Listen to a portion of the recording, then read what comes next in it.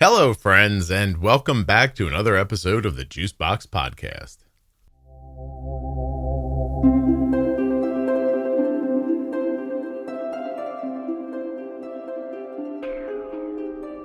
We got Beth today. She's 32 years old, the mother of 4 children, including her son who has type 1 diabetes. His name is Paul. Paul is using Loop. We're going to talk about that and other things. While you're listening, please remember that nothing you hear on the Juicebox Podcast should be considered advice, medical or otherwise.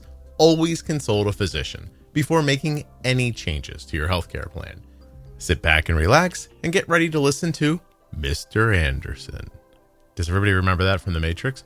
Mr. Anderson. Don't forget to save 40% off of your entire order at CozyEarth.com. All you have to do is use the offer code JUICEBOX at checkout. That's JUICEBOX at checkout to save 40% at CozyEarth.com. When you place your first order for AG1 with my link, you'll get 5 free travel packs and a free year's supply of vitamin D. Drink AG1.com/juicebox. Guys, don't forget to check out the private Facebook group, Juicebox Podcast Type 1 Diabetes. There's links in the show notes. I think you're going to enjoy it. I appreciate you guys downloading and listening. Please make sure you're subscribed or following in your favorite podcast app.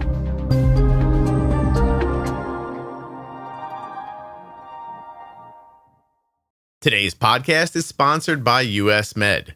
usmed.com/juicebox. You can get your diabetes supplies from the same place that we do. And I'm talking about Dexcom, Libre, Omnipod, Tandem, and so much more. usmed.com/juicebox or call 888-721-1514. This episode of the Juicebox Podcast is sponsored by the continuous glucose monitor that my daughter wears, the Dexcom G7. Dexcom.com/juicebox. Use my link by typing it into a browser or click on it right there in the show notes of your podcast player. That link is also available at juiceboxpodcast.com. So my name is Beth. I am married to Danny, and we have 4 kids. My oldest is 10. My next oldest is 5. His name is Paul, and he has type 1 diabetes. And then I have Anna is 3, and my youngest is 3 months. Holy hell. Yeah. You know my first question, Beth, right? No. You doing this for the Lord, or why are we making all these babies? You building an army? We are a Christian family, but I don't know that that's the reason why we have all these kids. My oldest is adopted, so we have grown in different ways. But yeah, we love them all. They're great. Beth, you adopted a baby how long ago? Well, he came to our home when he was almost 6 through foster care, and then we finalized his adoption last year when he was 10. 9. So all right, hold on a second. So you why is my brain not working? Well, the timeline is funny. So my 5-year-old Paul was the first in our home. Well, we did foster before, but he was the first permanent child in our home. So he was born in 2018. And then the next year, my oldest King came to join us when he was almost 6. And then the next year, my 3-year-old Anna was born in 2020. Okay. And then we had a little break. And then 3 months ago, Lydia. Yep. Wait, hold on a second. Did you say King? King. Did you leave that out because of my comment about building an army for the Lord? Or no? No, okay. It wasn't intentional. That's funny. Did he have a name? Our leader, I guess. Hey, with a kid, you don't get to rename them, right? Like you have to keep the name they come with. It could be a choice that some people make. I would think when they're as old as he was when he joined our family, most people would not make that choice. Imagine telling a 6-year-old, hey, listen, you're Jimmy now, okay? Yeah. I would hope they would involve the child in that decision. But oh my God. I would have a hard time changing an animal's name that I don't think would know the difference. True. Oh my God. Okay. Good times. Is that it? Or are you just resting that? I was going to say resting that thing up and you're going to go one more time. What's your plan? That's probably it, but we'll see what happens in the future. Wow. Well, it's a nice family. How old are you? Yeah. I'm 32. God damn, Beth. Way to jump in the game and start playing with both hands.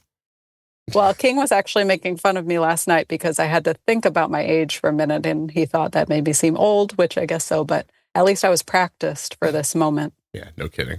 I hate when I don't know how old I am, but it happens a lot. All right. So Paul has type 1. Does anyone else have any autoimmune issues? I come from a large family, so the only one person I can pinpoint is my mom's cousin's son has type 1. But I don't know if that's just because there's enough people that it would have happened eventually. There's no large spread autoimmune. You don't see any thyroid stuff? Not that I'm aware of. Interesting. Cool. Paul, we had a little scare with Paul, but his numbers are back down to normal now. So they bounced a little? Yeah. My endo said it's normal for kids, but it was around 1.2 when he was diagnosed. And then 2 years later, when they did the routine check, it went up to 3 point something. Mm-hmm. And she wasn't concerned about that, but I kind of was. So we rechecked it again a few months later, and it was 4.9, his TSH. Yeah. And then we rechecked it again, I think a month after that, and it was back down to 1.6. So it's certainly something in the back of my head, but for now, nothing. Was he symptomatic during that time at all? So nothing major. The only thing that I noticed was he would sometimes be cold more than I would anticipate. Like most kids are cold getting out of the bath, but I feel like he talked about it more. Or there was one time he had a snow cone, even though it was hot outside, he was cold for like an hour. Nothing like no tiredness or fatigue or hair falling out or anything. Right. Maybe he's just like me. I would have relished the chance to bitch about something.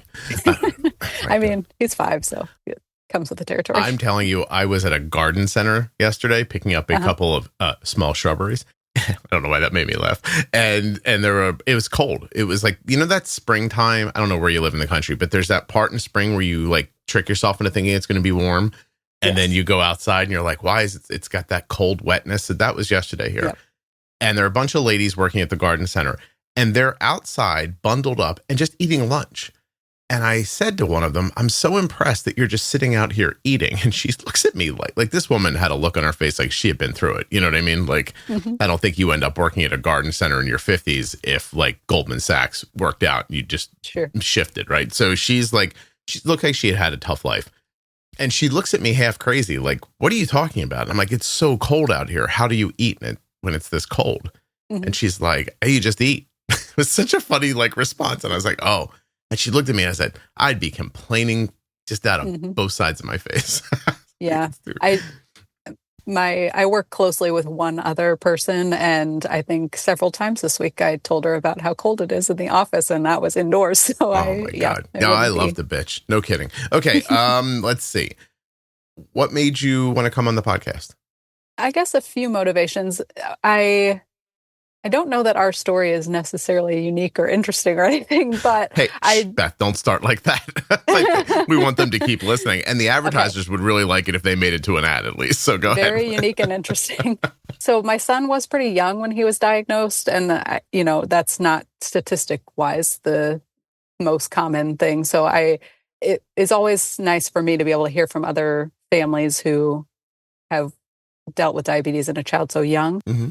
And I guess probably when I reached out to you, we were having a hard time, and I thought, well, maybe Scott can weigh in on this hard time. But, then it's 6 months later, so I can't even remember what was going on. So let's talk about that for a second. Sure. How old was he again when he was diagnosed? He was 2, almost 3. All right. So you've been at this a couple of years now, a little longer? Mm-hmm. Okay. Almost 3 years. Yeah. So what makes you email a stranger and go, hey, I need help? What was do you remember what was happening, or can you think of things that have been happening? Dexcom G7 offers an easier way to manage diabetes without finger sticks. It is a simple CGM system that delivers real-time glucose numbers to your smartphone, your smartwatch, and it effortlessly allows you to see your glucose levels and where they're headed. My daughter is wearing a Dexcom G7 right now, and I can't recommend it enough.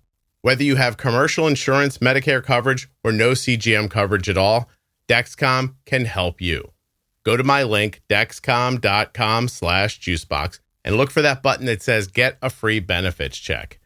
That'll get you going with Dexcom. When you're there, check out the Dexcom Clarity app or the follow. Did you know that people can follow your Dexcom? Up to 10 people can follow you. Right now I'm following my daughter, but my wife is also following her. Her roommates at school are following her. So I guess Arden's being followed right now by 5 people who are concerned for her health and welfare. And you can do the same thing. School nurses, your neighbor, people in your family.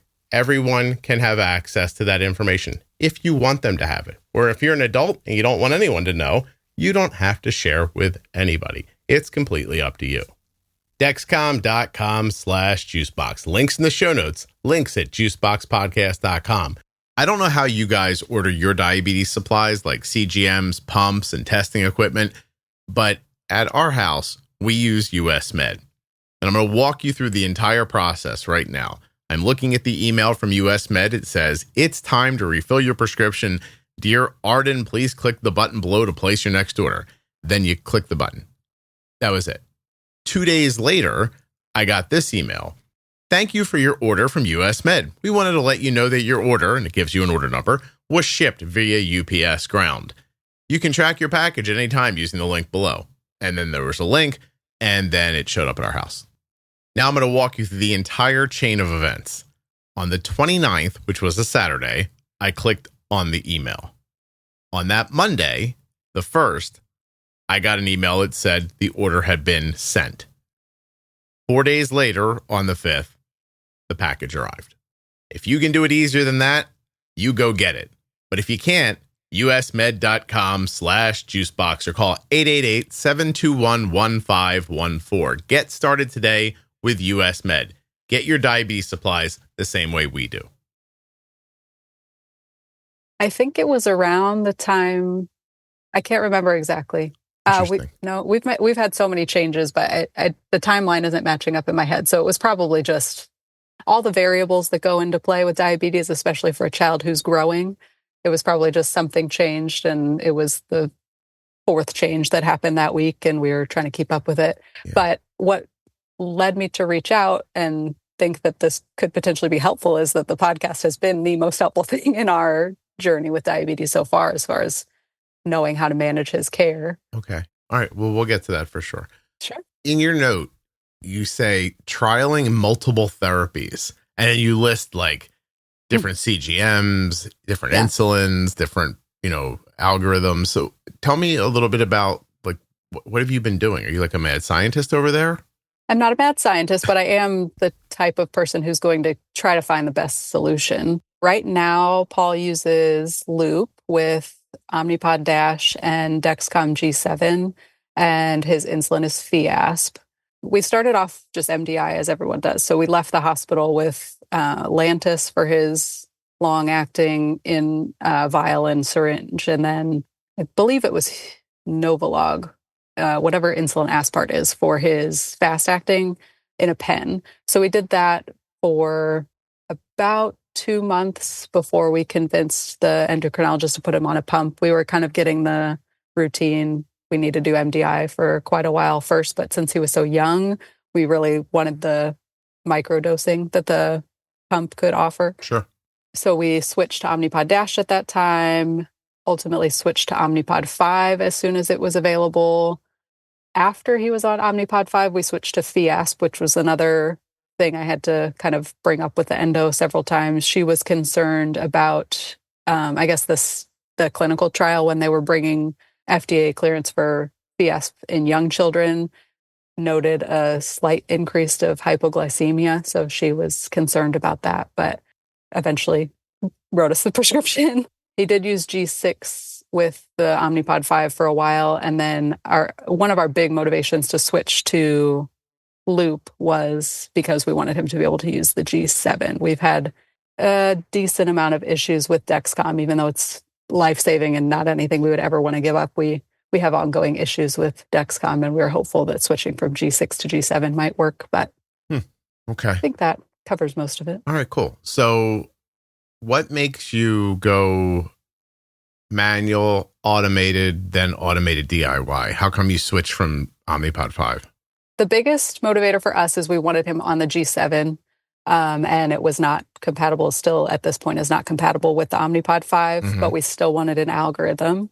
I also like that DIY includes a few more features that Omnipod 5 at this time doesn't have available. For example, the caregiver, us on our phones, being able to see his current, insulin on board and carbs on board and things. And the fact that I just think DIY Loop has a better handle on all of the different variables of diabetes compared to Omnipod 5. So the fact that you get to choose kind of how the carbs are expected to impact him with timing.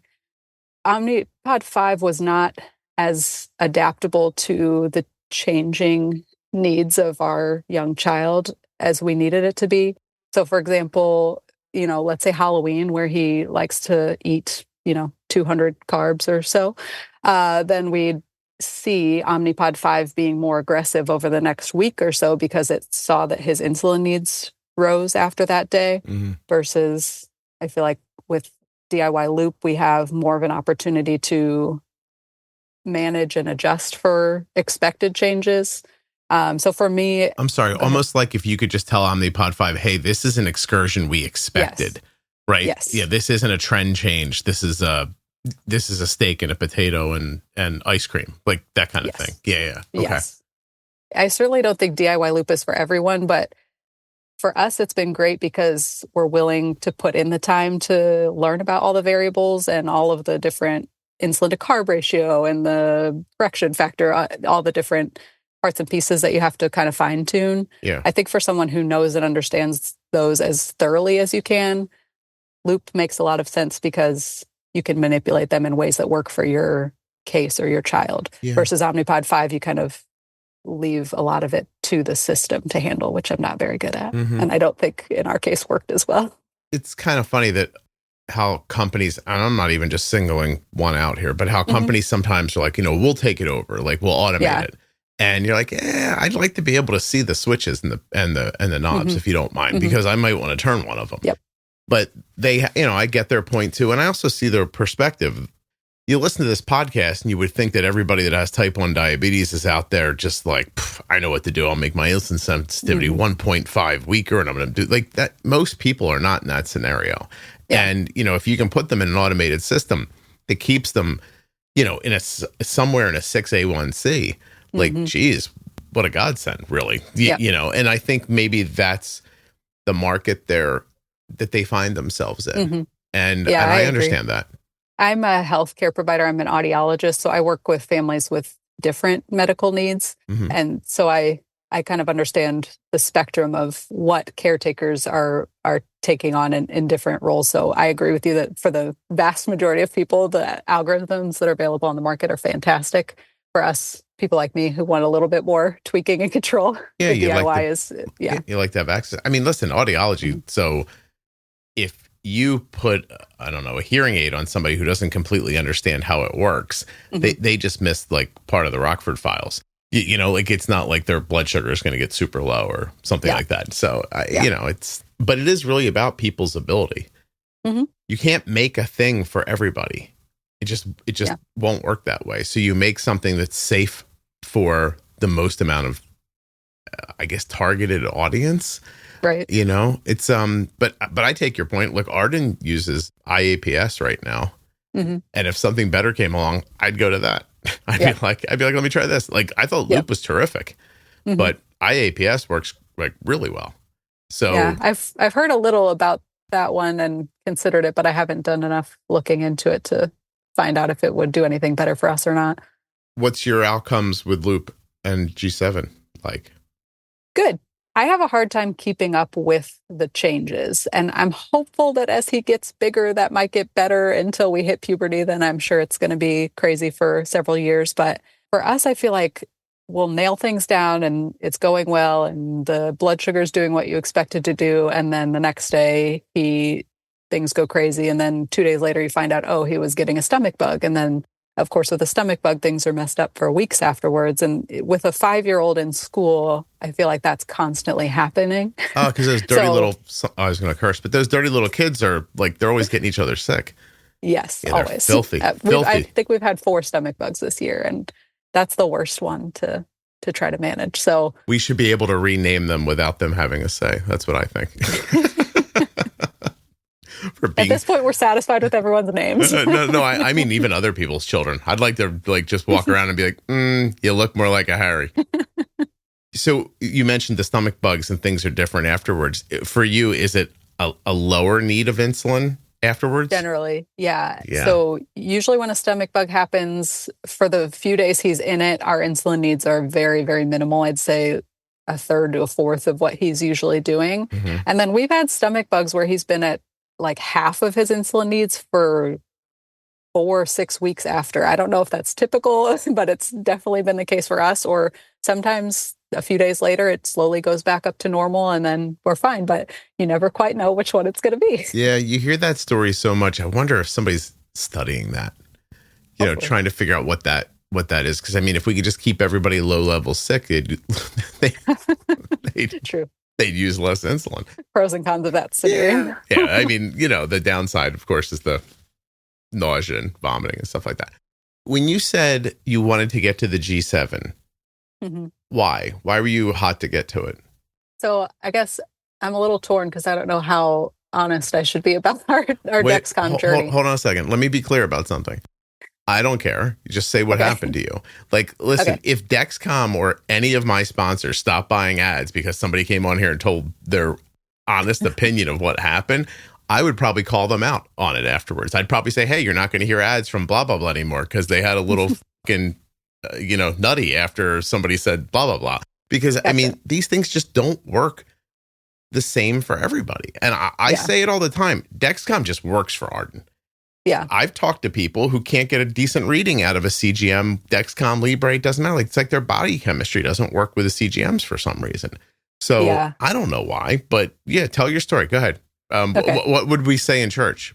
Testify. Go ahead, testify. Got it. Yes, I'll testify. So I do, like you said, I think we're in a very small minority of people, but I do see other stories similar to ours online. So my best guess is that Dexcom just does not jive super well with his body chemistry. He started Dexcom in May of 2021. So very early on in our diabetes journey, he's been wearing it continually since then. And for, I'd say 3 or 4 months, it worked well. We would get the 10 days aside from adhesive issues, which with a 3-year-old, things come off. But in the fall of 2021, our sensors just stopped lasting for 10 days. I'd say since then, I've had less than 10 sensors that have made it to 10 days. And it's a variety of things that happen for us. I'd say the most common one is day 4 or 5, but sometimes earlier or later, we just start getting sensor errors that pop on, pop off, pop on, pop off. So then you're not really getting any usable data for several hours. And then, I don't know, we've had a few times where we've waited that out for long enough that it's gotten back on, but sometimes you wait it out and then it ends in a sensor failure. And sometimes you wait it out and just give up. Do you ever try calibrating? Really hard. Well, with a sensor error, no. Mm-hmm. The guidelines I have for myself as far as calibrating is I only try to calibrate it if we're getting good continuous data and it's like straight as it can be. And if we're having off readings, but this is just with the sensor errors where we're not getting, it'll go for a while and then it'll just be blank for an hour, or 30 minutes or whatever. That happens most commonly, but we also pretty frequently have sensors that just start reading artificially low. And it's not because of compression. It's just, he's coasting along at 100, 120 or something, but his sensor is reading 40, 50. Mm-hmm. And those I do try to calibrate, but sometimes it works and most of the times it doesn't. And we'll just have it looking like that for hours and then eventually need to change it, especially with, an automated system. That's not helpful. Yeah, with the G6, I'd say on average, sensors would last 5 or 6 days for us and we're switching to something else. Thankfully, Dexcom's always been very good about replacing if we need to pull it early for some reason.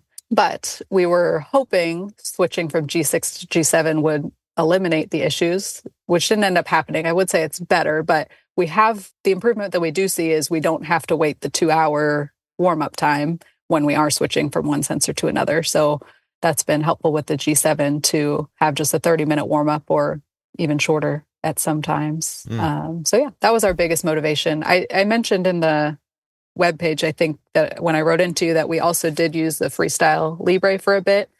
And mostly we never got off of Dexcom, but we would get the Libre, and either like a couple times our endo's office gave us a sample to try, or we would purchase it out of pocket, so that, let's say we were going on a vacation or something where we wanted to not have to worry about the Dexcom issues, we could have the Dexcom on him. And then if we started having issues, we would put a Libre on him as well and be able to, track what was going on that. How did you find the Libre? Good. The Libre 3 was fantastic. It worked really well for him. It's teeny tiny. The thing I don't love about Libre compared to Dexcom is the alerts and alarms. They're not as customizable, and I don't feel ready to make a switch. And I know as far as looping goes at this time, it's not as compatible with Loop. There are ways to do it, but it's just more of a workaround. So we've stuck with Dexcom, but not sure what the future will look like. We did not have issues as far as like sensor errors and the readings being off with the Libre that we've had with the Dexcom, but I'm not sure if that's just because we only used it occasionally or whatnot. But how great is it to go into the Loop settings and just be like, I'm going to wear a G6. Nope, I'm going to wear a G7. It just like switches. Yeah. Yes. And then the other companies are like, we can't get this to work. I'm like, I mean, a guy got it to work. You probably could. Yeah, I mean, I hope to one day meet the person, but whoever Ivan is, like, he's my go-to name. Like, Ivan figured it out. I love it. I just love it when they're like, it's hard to make something work with Android. It's hard to make something work with Apple. It's hard. I'm like, the guy did it. Right. Ivan, he did. Yeah, Ivan. Hey, Ivan, if you're out there, man, big fan. Yes, absolutely. But yeah, isn't that fascinating? Like, just really like, oh, we can't get it straight. I'm like, you can't? Like, or we can't get it through the FDA, or it's taken forever. Like, I know, listen, I know Ivan doesn't have to go to a governing body afterwards and say, hey, you guys happy with this? And test it with however many people, etc. But have you ever once heard somebody in the DIY community complain about some catastrophic failure commiserate with what the retail companies are telling you that they're worried about? And no, like, I've never heard someone say like, oh my God, like, they made it work with the G7, but it's unreliable, or it's probably, it just, hold on a second. I have to text Arden. Sure. She thinks she knows something. I just had to let her know she didn't. All right. Now she knows. Now she realizes again that the parent is always right. Yes. That I know things she doesn't know. Oh, she was very nice about it. That's good. Oh, good. Sometimes they fight. They take a position. Actually, that's more me. My wife's like, you're still arguing. You're wrong. I'm like, I know, but I think my argument is rock solid. Yeah. She's at school. She needed 2 tires on her car. Mm-hmm. Hold on a second. And so she took it to a dealership first. And I was like, oh, don't do that. And they, the price wasn't bad. Can I read this on a podcast recording? I hope she lets me. I was going to say, I think she's going to say no based on No, wait, like, this would be so funny. We're better. So I said, they wanted to put the same damn tire on the car that rotted out from under the car like the first time. And I'm like, no, like, we're going to go get better tires. So I told her, I'm going to send you to a place up the street. I'm going to have them order tires and you can have them put on. Right. And so it's just now she texts and goes, the price here wasn't that much better than the other price. And I said, no, but these are better tires. And she goes, okay, gotcha. And then I'm done. Oh God, I want to read to you what she just said. Oh my God. Okay. I'll go back to it. If she, I hope she lets me read this. It's so interesting doing stuff like distance wise with her. Yeah. Cause she's very far away. And so I was like, oh, I'll take care of ordering them. Like I said, I'll move money into your account that you can pay. Like pay with. And she's like, okay. But then, this is her day off. So this is the one day a week she doesn't have classes. Okay. Oh, I can read this. All right. Okay. Hold on a second. I'll say thank you. How long until you're home? Okay. So the price here was not that much different. I said better tires than they were going to use. Gotcha. Ready? It is 11:26 a.m. on a Friday. And I am at Discount Tire. My makeup from yesterday is on my face. My boobs are half out, and Doja Cat is playing. That's quite a picture. She speaks in words like her father. Pictures, excuse me. Anyway, so this is where she's at now, bothering me. By the way, she knows I'm recording, but that didn't seem to stop her. Well, yeah. They told her that she'd be in and out in an hour, and now they're telling her an hour and a half. Oh. I think she'll live through it since I'm paying. Since I'm paying for the tires. Back to the CGM thing. So you tried Libre, liked it, but had limited case, use for it. You didn't use it a ton, so you didn't. Yes. You weren't dissatisfied with Dexcom enough to be like, let's just keep using the Libres. Yes. Right. Yes. Well, Dexcom, despite the issues that we have, it is the most flexible as far as connecting to the pump, which is non-negotiable for us. And then having different alerts and alarms on his phone versus our phones, and just being able to keep up with the alarms. So we've always been on Dexcom. I will say, so thankful for it. And I know people who have had diabetes for decades are like, this is a non-issue, and I'm sure it is. But it's been good to us despite the difficulties. It's interesting to hear people who are more newly diagnosed talk about technology, because you didn't have to, your kid didn't shoot, regular and MPH and do the exchange diet or whatever. So this is the world you were dropped into. Mm-hmm. They tell you, hey, this is what the thing does. And when the thing doesn't do it all the time, you're like, hey, you told me it did that. And so, I always say, I don't have one piece of technology that really works exactly the way they say it's going to. I have even down to my monitors on my computer, sometimes they just won't wake up. I don't know why. I have to pull the video cable out of the back of the computer and plug it back in to get the monitor to come back on. I want to be clear with you. The monitor costs $800 goddamn dollars. It should work. You know what I mean? And if you're like, oh my God, $800, it's big, wide monitor because I'm old and I have to edit on it. I can't see a goddamn thing. So don't give me shit about my monitor being expensive. But it doesn't work all the time. Yeah. And my phone freezes for reasons I don't understand. And stuff reboots all the time and blah, blah, blah. And then when something related to health does that, we're like, we're all just like, we act like we're a virgin. And we're like, oh my God, I can't believe this is happening. It is what it is. Should it be? No. Do we want it to get better? Yes. But you go ahead and live without a CGM for a year after having one, and tell me if you wouldn't take a couple of false readings.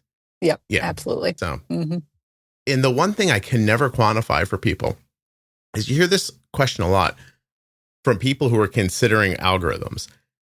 If I lose my CGM signal, what happens? Or if it's reading falsely high or falsely low, aren't I going to get too much insulin or not enough insulin? And the only answer I've ever had that I know is not satisfactory is, my daughter's been doing this a long time. It's never really been a problem. Yeah, I agree. When we're having issues, we'll just turn off the algorithm for a bit. One thing that's really nice with DIY Loop is, if we are having times when we don't have the data we need, we can go in and enter a manual blood sugar, and then it still is kind of considering that when it's making its decision. So that's been nice. But I feel like using the algorithm 95% of the time is great. And then when we need to turn it off for a little bit because our technology is being unruly, then that's what it is. Okay. Yeah. And listen, and if it happens all the time, I get it. But you also, I said this once on a recording, but I said it with a guy from Dexcom. So I imagine that cynical people thought I was defending them, but I really think this, it's a piece of technology, metal and plastic and electronics intersecting with the liquid in your body. Right. Just be amazed by it. Yeah. You don't even just agreed. Stand back and go, I can't believe this does this. Fascinating. And instead people are like, mine only makes it 8 days. Or something, and then I'll be like, did they send you new ones? They go, yeah. I'm like, so are you telling me you had to send an email? Is this your hardship? So I don't know. I'd like to hear about the diagnosis that you had with your son. And because you said it was during potty training, and you said that like it was specific. I want to know why. Yes. In my head, I think we potty trained him into DKA. It was, when you look back, you can see the signs of diabetes had already kind of settled in for weeks, but we had scheduled this weekend to do potty training with him. And the method that we used was essentially pumping him full of liquid so that he would have to go to the bathroom a lot and then practice using the toilet. Okay. And so that included juice and, high sugar things that we didn't usually have around. And so we were just kind of through the potty training process, giving him a lot of extra fast acting carbs that we didn't know were just trying to kill him. So it was a Friday we started potty training, and then through the weekend, and then that Monday, I believe, was when we finally brought him into the pediatrician and ended up at the hospital after that. And, he was not doing well before. Again, when you look back, you can see the signs, but it was, I think that extra that made him go into DKA and by the time we were there, he was having the respirations, the shallow breathing, and just was not staying awake and things like that. And I did have some background knowledge of diabetes, but I kept kind of writing it off over the previous weeks. And I do remember at one point in the potty training process, he said that he didn't want the juice anymore. And in the back of my head, I said, man, if this really is diabetes, then this kid is like evolved enough to know that this is not good for his body. But I didn't know, I was still writing it off. I dididn't know enough about the seriousness of it to actually take the next step. But it was just... You have to tell me why you thought diabetes, what was your background knowledge? I had dated someone when I was 17, 18, 19 who had type 1. So that's another interesting story. Yeah. So that, and then I was in an organization in college, and the philanthropy that the organization had was JDRF. So I knew. Yeah.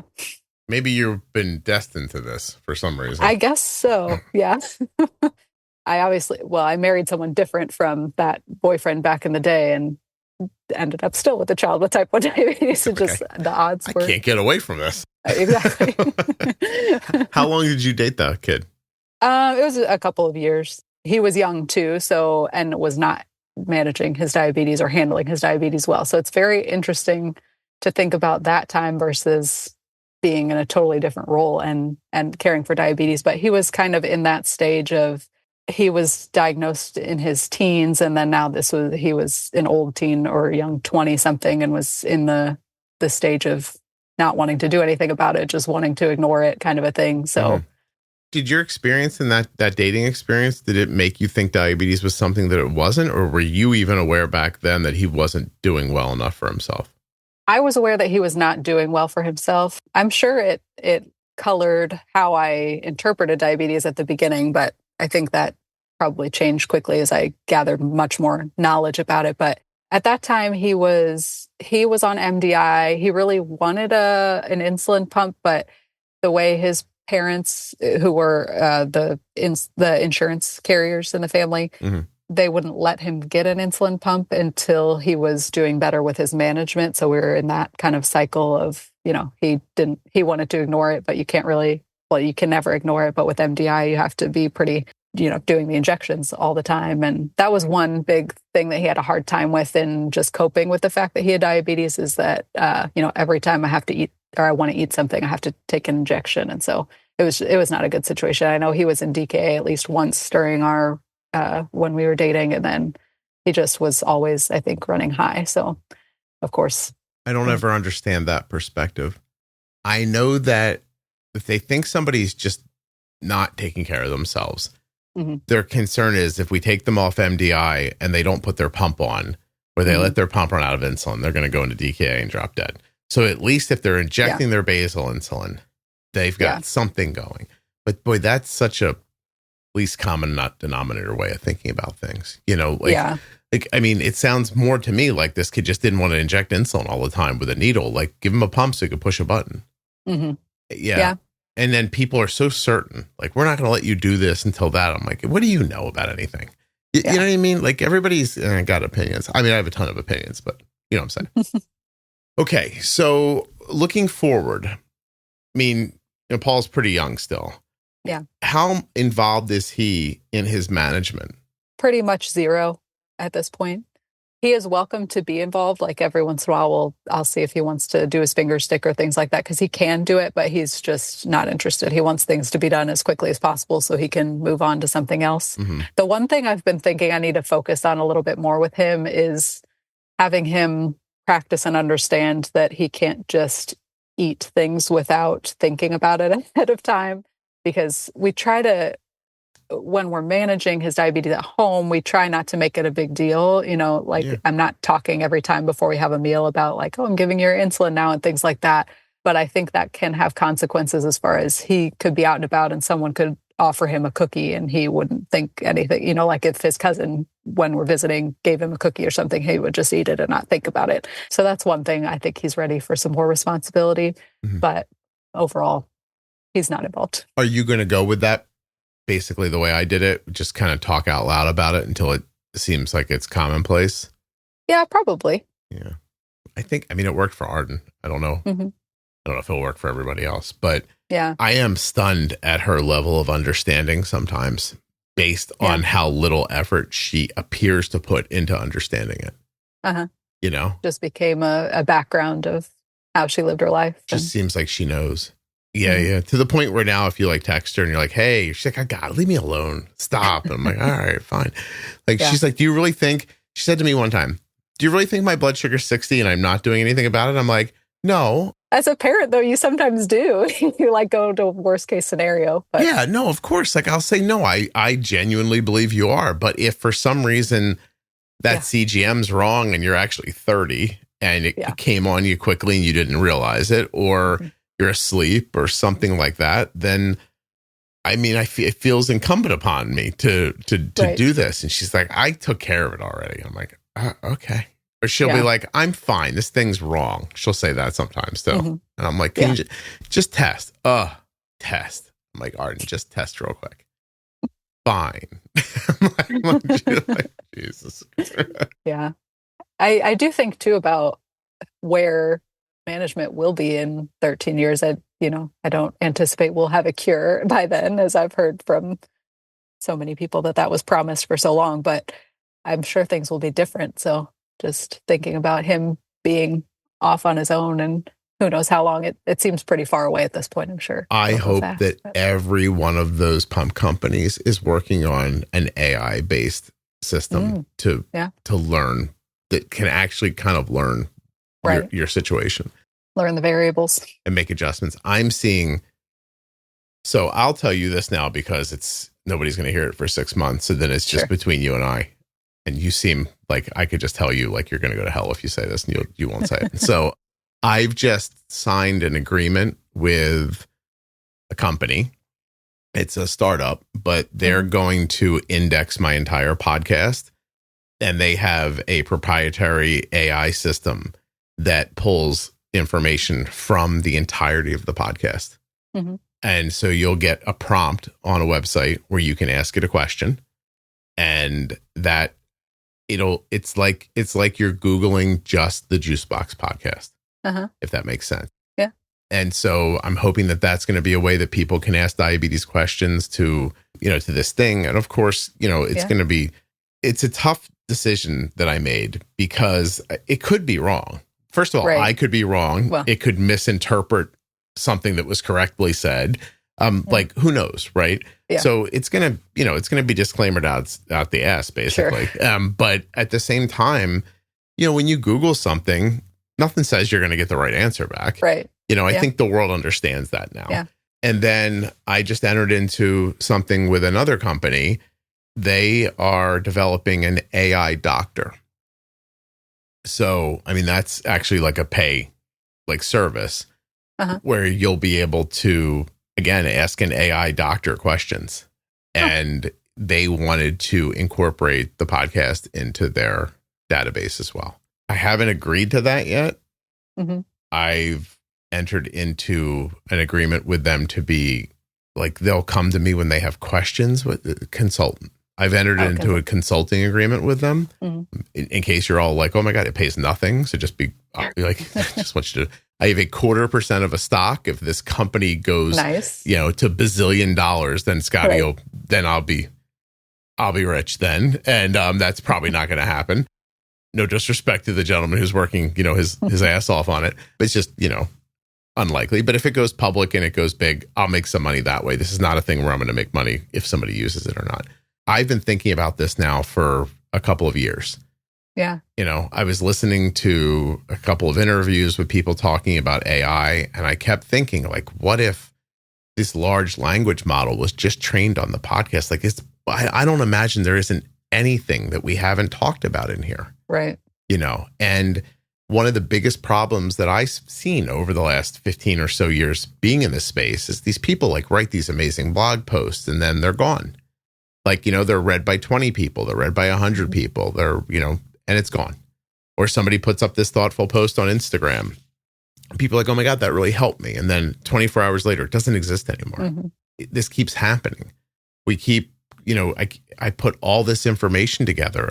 If I stop making the podcast, people are like, why do you put out so many episodes? I'm like, if the podcast doesn't stay popular, the information dies. Mm-hmm. Like, so I put the podcast out every day so that hopefully it's more of an entertainment thing for people that's mixed in with diabetes. And honestly, then I'm looking to basically trick you into taking care of yourself, or almost the way I tricked Arden into understanding diabetes.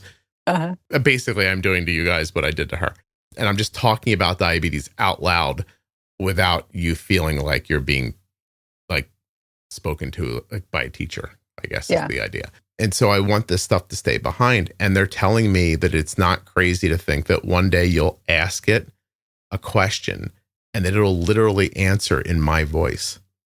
Oh. And I'm like, that's creepy, but I do want that.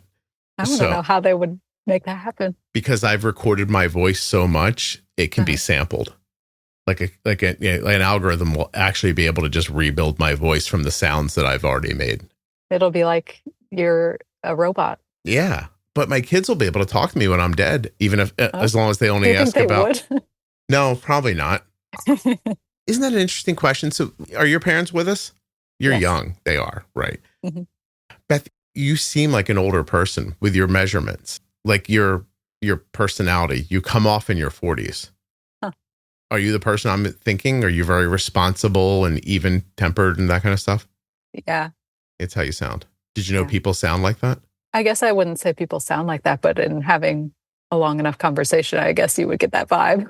I get it from you right away, just from the sound of your voice. I'm very happy to jump to conclusion.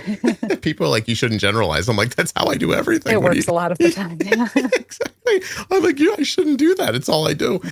Yeah. So like, would you go to a prompt at a computer and talk to a dead relative, knowing that it's not really them, but it's got so much of their thoughts and conversations archived that it could approximate how they would answer?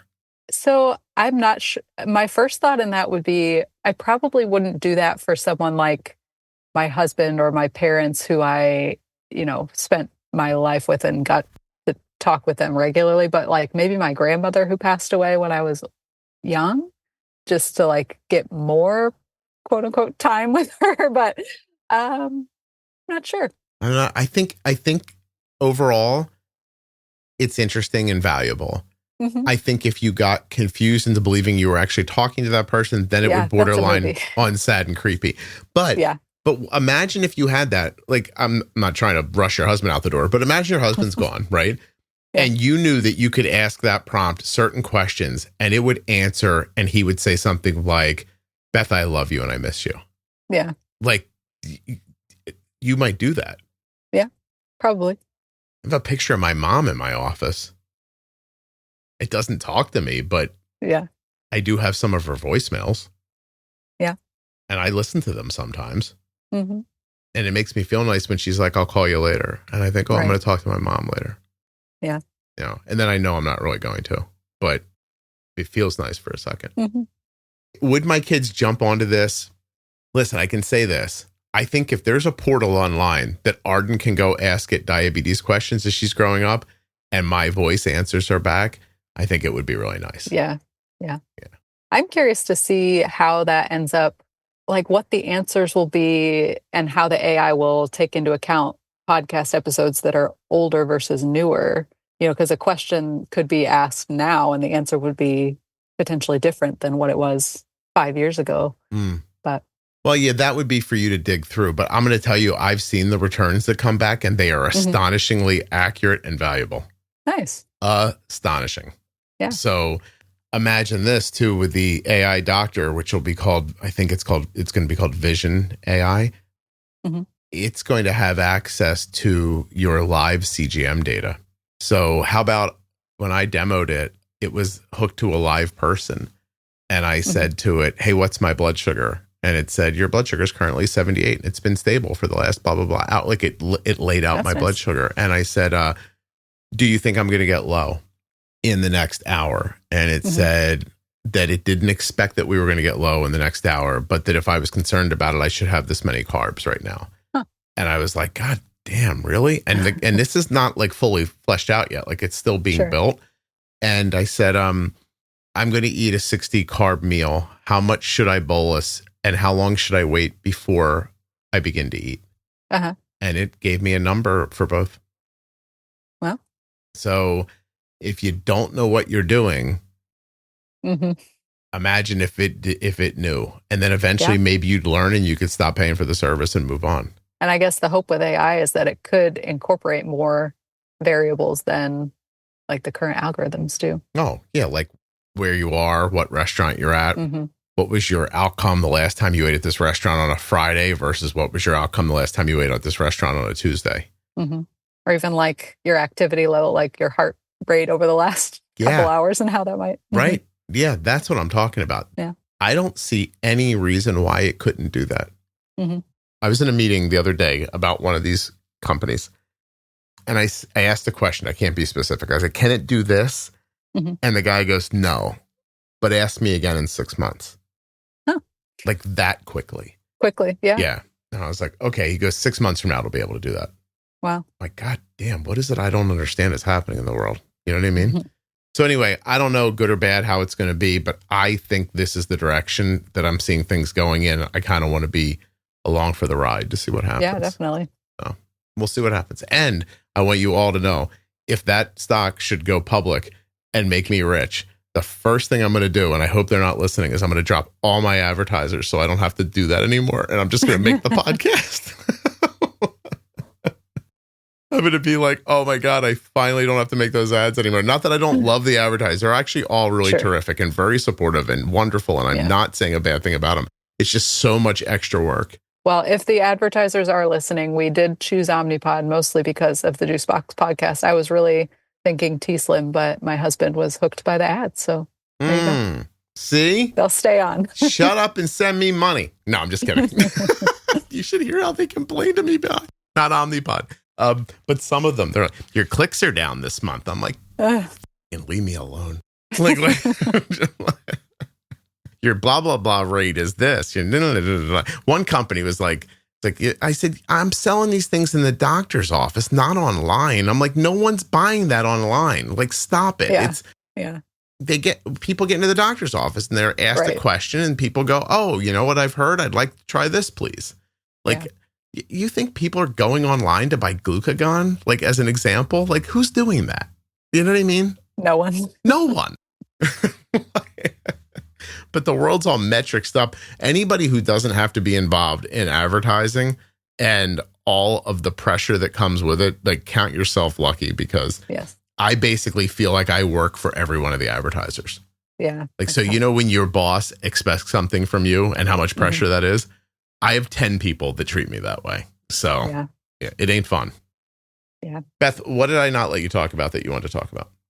I did want to talk about managing a young child with diabetes. And I know that's a huge, broad topic, but the thing that always comes to mind for me when I'm listening to these episodes of parents who are managing their children is, it seems to me that for a young child who's smaller in stature, weight, and therefore has generally lower insulin needs, for us, one little misstep can impact their blood sugar in, it seems like, such a bigger way. So, for example, with Paul, especially when he was younger, if we missed by 0.1 units of insulin, you know, that was going to impact his blood sugar probably 50 points down the road, versus an older child, I would imagine, like Arden now, maybe you wouldn't even notice. 0.1 unit, it wouldn't make a difference, right? Right. So I don't know. I've been trying to come up with a good metaphor for it. And I'm hoping maybe you have an idea, because the only thing for me that comes to mind is thinking about reality shows like Survivor, where they're trying to do those competitions. And I'm thinking like with an older child. So the vision in my head is someone trying to balance on like a flat, like a plate, but it's totally flat, trying to balance a ball without the ball falling off the edges. And I think about an older child being like a pool, like a billiards ball that's heavier. And, even if you shift it a little way, you still have a decent amount of leverage to get it back where you need it to go, versus like a ping pong ball of a small child that's, the wind blows and it's off the edge. But I don't know. That's one thing that for me, it's been hard listening to the podcast episodes and trying to compare my situation to others, and just feeling like even though I'm trying my best, we end up so veered off to the side so often. But I do think a part of that is just because he's small. Okay. So my question is, I get this sometimes, not just on this topic, not just like, you're talking about this, but my kid's younger. I get, well, everything seems like you're talking about pumping, but I'm on MDI. Sure. Or, this is outdated. Like this is a conversation about loop from 3 years ago. I wish people could understand, and they will after time. It's all the same. Yeah. In one way or another. It's all timing and amount. That really is the truth. Like everything about managing insulin is using the right amount of insulin at the right time, whether it's 0.1, or 20 units or something like that. The basis of the ideas are all the same. Now, what happens afterwards feels different when your kid's younger, when they're smaller, when they're more active, less active, etc. When to an adult versus a kid. But the bedrock of it is always going to be the same. Yeah. Even when it's one day in magic algorithm that is like, oh, you're at Pizza Hut. And the last time you were at Pizza Hut, it took this many units to blah, blah, blah.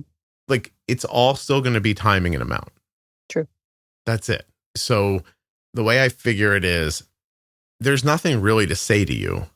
Unless I'm missing the boat, there's nothing I can say to you that's going to help you in the current situation you're in, other than to tell you you're going to have an amazing understanding of how insulin works. He's going to put on weight. And these small amounts are not going to mean the same anymore. Yeah, it'll get better.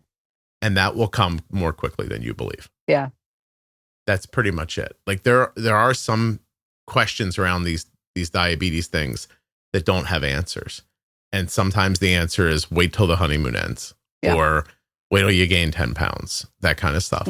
Like, so I don't know, like it sucks. I had a little kid with diabetes. Arden was 2 when she was diagnosed, and it was, and I did the whole thing with syringes. Yeah. I didn't even have a pen.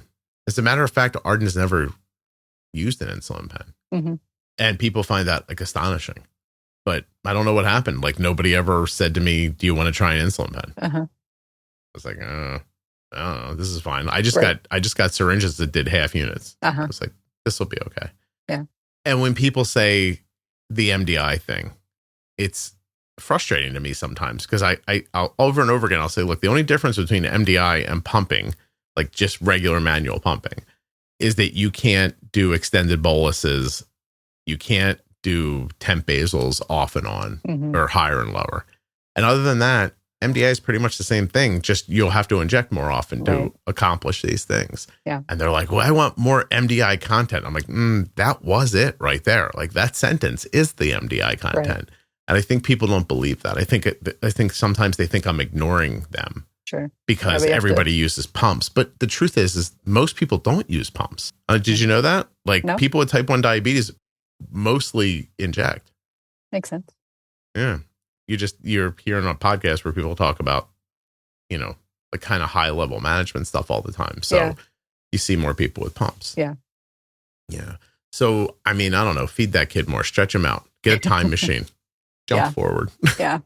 Is he very active? Does he have like 5? He's not really doing a lot of sports or anything, is he? No organized sports, no, but he does like to run around and get sweaty and active. Make his blood sugar go down. Yeah, absolutely. Make you cry in the bathroom. I know the trampoline can be the best and the worst thing depending on what the blood sugar is at when you start. How would you say that you're dealing with it? Like emotionally? Generally good, but I do have times where it seems like everything's changing and we don't have a handle on it, that it feels really hard. I haven't had any times where I would say I was burnt out or, totally overwhelmed, but there's days and moments that feel like it's a lot. Too much? No, I wouldn't say too much. Just maybe it's a personality thing, but it's kind of just, it is what it is, right? It's not like you can pretend it doesn't exist. Did you grow up in a very blue collar way? No? Moderately, yeah. Okay. Yeah. And I guess to me, one thing that does feel like a big blessing with how young he was diagnosed is that we, as his parents, can be the ones shouldering most of the burden. Of course, he's the one living it and experiencing in his body, but the fact that we can be the ones who are investing the time and figuring out the right technologies and the right dosages and all of that stuff, and that he can just be oblivious to it, I'm thankful for that. I agree. I think that they need to understand, but they don't need to be burdened. Mm-hmm. And especially at 5, what the hell are we expecting from him? Yeah. You know what I mean? Seriously. I love when you hear people say, well, it's their disease. I'm like, well, she's 7. She can't get her room clean. We should put her in charge of extended boluses. I'm not sure. Yeah. I think that sometimes people don't see the expanse of time that this process is going to take. Yeah. You're not trying to get to this by Friday. Yeah. And it's not a thing we're going to have this all straightened out by next summer. It's a much slower process than that. True. So I remember listening to the podcast and being, in the same kind of management role 6 months and a year into his diagnosis and just thinking well, I already have so much knowledge and information, how can it possibly get better? But I think just we're 3 years in now, so I'm hoping in the future it'll be even more, but just the ability to see something happen over and over again and experience it. But that's almost what makes caregiving and thinking about passing off the caregiving role either in the future or just to someone else at school or to some a babysitter hard is that I know I'm not perfect, but it's taken years of experience to get to where I am. So expecting someone else to take that on is not easy, but then we get the benefit of having all of the remote features and following opportunities and things. So it makes the remote management so much easier. Mm-hmm. Even just texting. I remember when I figured that out, I was like, wow, this really just leveled us up. Probably been years since I've said this on the podcast, but it really is about having an experience, learning from it, doing it again over and over. And I don't just mean a couple days in a row or something like that. I mean over 6 months, a year, 2 years, to the point where I genuinely don't know what could happen with diabetes that I wouldn't immediately know what the answer was to it. And that just comes from time. And I've tried to explain it by saying, you don't walk out of a room with a closed door and think about, oh, I'm going to turn the doorknob as you're walking towards it, right? It just happens. You just literally, you never consider that the room is closed, that the door is closed, and you somehow end up on the outside of it. And that's how diabetes feels to me now. I just walk through life, and whatever I'm intersected with diabetes, my body, my brain knows what to do. Automatically. But it takes a lot of time. Yeah. And I used to have the greatest way of putting it, but at the end of the first Matrix movie, when Neo figures out the Matrix and everyone's shooting at him and suddenly he just freezes all the bullets in the air and just kind of walks between them. That's how diabetes feels to me now. Yeah. I see all the bullets, but I'm not going to walk into them, so it's not going to be a problem. Yeah. And I just make my way kind of effortlessly through them, just kind of brushing them aside. And then I come out the other end. And then the guy looks at you all weird. What was his name? Mr. Anderson. And then he knows I kicked his ass. And then diabetes is Mr. Anderson. There you go. Oh my God, that's what we're going to call your episode. Diabetes is Mr. Anderson. Perfect. I don't know. It's a little long. We'll figure it out. That's your job. Yes. Beth, thank you for putting that on my shoulders. Beth, listen, the thing I tell people all the time that's 100% true is, this is hard. It sucks. It's never not going to suck. And it's never going to be easy. But one day you'll be so good at it, it might feel easy. And that's not bad. Yeah. So just got to hang in and keep doing what you're doing. Yeah. Hey, you guys sounds like you're doing great, actually. All right. Well, I really appreciate you doing this with me. Thank you very much. Thank you.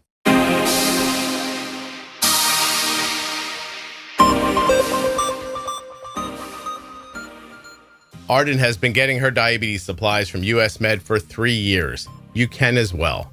usmed.com/juicebox or call 888-721-1514. My thanks to US Med for sponsoring this episode and for being longtime sponsors of the Juicebox Podcast. There are links in the show notes and links at juiceboxpodcast.com to US Med and all of the sponsors. Today's episode of the Juicebox Podcast is sponsored by the Dexcom G7, which now integrates with the Tandem T-Slim X2 system. Learn more and get started today at dexcom.com/juicebox.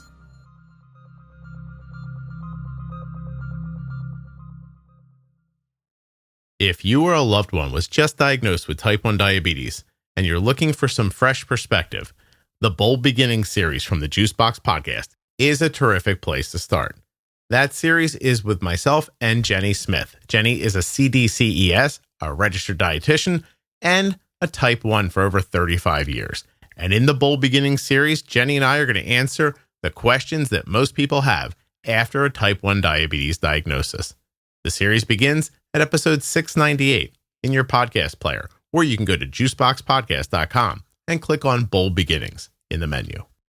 I want to thank you so much for listening and remind you, please subscribe and follow to the podcast wherever you're listening right now. If it's YouTube, Apple Podcasts, Spotify, or any other audio app, go hit follow or subscribe, whichever your app allows for, and set up those downloads so you never miss an episode, especially in Apple Podcasts. Go into your settings and choose download all new episodes.